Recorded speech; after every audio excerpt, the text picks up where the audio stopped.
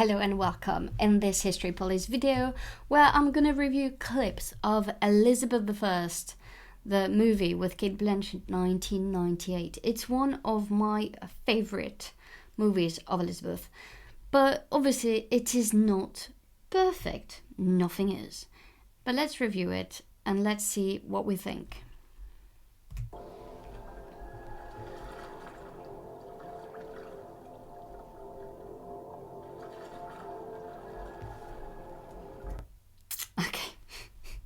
So here's obviously Princess Elizabeth. She's taken to the tower. And here we see the head of a traitor. I'm not sure if it's meant to be Thomas Wyatt. It's definitely the head of a traitor. But that would not have been...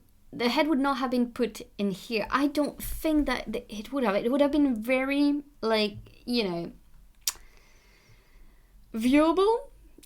So for everyone to see, for everyone to understand what can happen if you are a traitor. And obviously here, that's not working because you need to make people not be in that position of going to the tower so they're not traitors against you. So here, I don't really know. It's just for drama to scare Elizabeth, but there was nothing like this.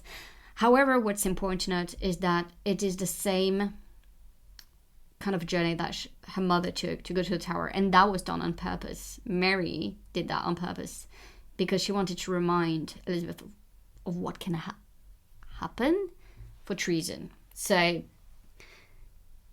no head like this, but I think that the fact that she went through the traitor's gate, the same gate that her mother went and never left the tower, was something that really marked her. She must have listened to the stories about this, and so emotionally and psychologically, here there was something done to her.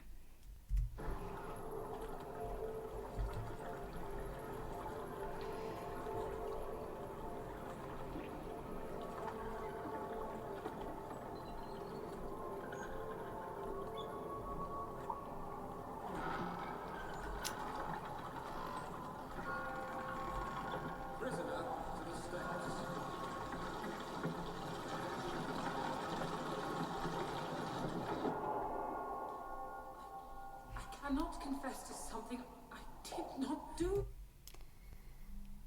I cannot confess something I did not do. It's quite good, isn't it? But also what is very good, it's just the scenery, we have to say that the cinematic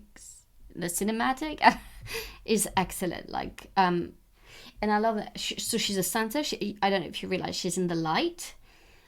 And there are three men, three shadows, three black men, the darkness around her, trying to break her spirit. And when you look at the way she was actually interrogated, it's extremely good. Denials are all in vain. You of the rebellion, madam, you were party to it. It is plain enough. Where is your proof? It was to your advantage. You must let me see the Queen.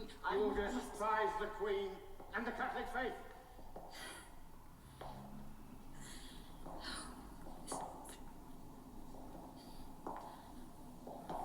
I am a true and faithful subject. I attend Mass. You pretend, but in your heart. What's that? What say you, madam? Speak up! Madam, if there is some small truth in these charges, however innocently or unknowingly you did proceed, you had best confess. I ask you why we must tear ourselves apart for this small question of religion. Catholic or Protestant. You think it's small, though it killed your mother? So here it's a brilliant. So it didn't, obviously they were not going to take her in that room the way they did it, but she was interrogated and she suffered a lot during that interrogation. But she didn't break that way. She was not whispering. Well, from the records we have, she was not whispering to herself. She just kept repeating she had nothing to do with Thomas Wyatt and the rebellion. She never heard of him. She never approved anything. She was a fervent subject, obedient subject. She was a fervent supporter of the Queen. She was so, and she kept repeating, what we have in the source, she kept repeating herself. But what's so striking as well is that in the source, again. She's I mean, there's no record of her. I'm sure she's been scared, and I think it's well portrayed in many ways. It's one of the, creative license here where I'm like, fine. Because at the end of the day, the piece of source, the primary source we have is just like one primary source we have, and, it's not what exactly happened. We can't know what exactly happened here. So I think it's totally fine. But from the source we have, she's very stubborn, and she's justifying, her interrogator is saying no. And she knows that, first of all, they can't physically torture her. So she knows that it's only going to be psychological. But she's extremely strong psychologically. And I don't think she would have said something as stupid as, why are we fighting for such a small matter? When she knows that it's such a huge matter. She knows that her mother, and her mother was not killed for religious reasons, but she knows that everything is political. She knows that religion is political. She knows that these religious matters are political. She knows that Thomas Wyatt is not just doing that for religion, he's doing that for political reasons. So she would have never said something as stupid as, these interrogators were fervent Catholics and who could not stand her. Why are we doing this? Like, it's such a small matter. Like, that makes absolutely no sense, and that makes her look weak. However, I don't understand why they did it, because they want to show that for Elizabeth, what matters is allegiance, what matters is obedience. That's why she said, I go to mass. However, we know also that in the primary sources, Elizabeth didn't always go to mass and pretended to be unwell. And, I'm so unwell, I can't do it, I can't make it. So she was playing games as well. And Mary knew that, and her counselors knew that. So, but that shift is just to try to make people understand that Elizabeth was someone who wanted tolerance, was someone who wanted peace, religious peace. But that's such a dumb thing to say to the people who are interrogating you.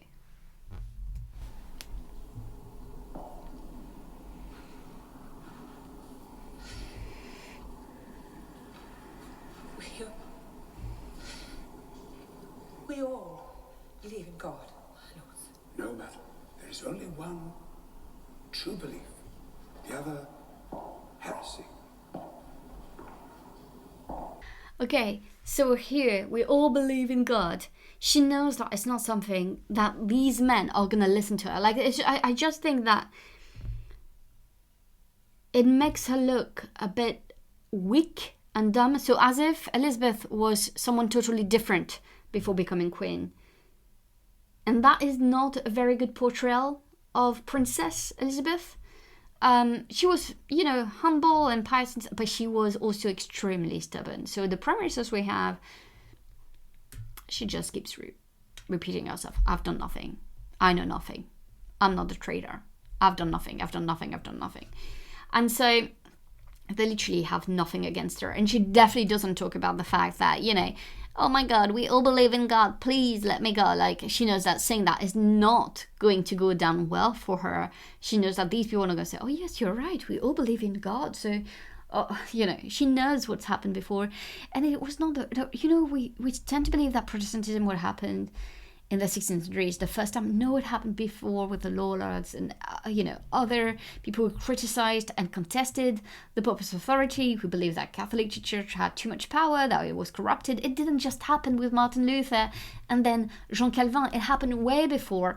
And so she was not someone stupid to say something like that, because she knows that it is seen in the Catholic Church, in the Catholic, in Catholic's mind, as heresy. So she would not have said something like that. That would have risked for her, like, to be called a heretic, on top of being a traitor. Oh. So anyway, it is an interesting clip. It shows Elizabeth's vulnerability, but I think we don't have her intelligence and her strength. So could do better. I would rate it like 6 out of 10. Because I like the fact that she was in the lights. I like the way it was done cinematically. Like, I thought it was beautiful. Historically, a bit dumb to portray Princess Elizabeth this way. Let me know what you think, and let me know your thoughts on this film, and I'll keep reviewing the scenes of this great movie. Thank you so much for watching, guys. Bye!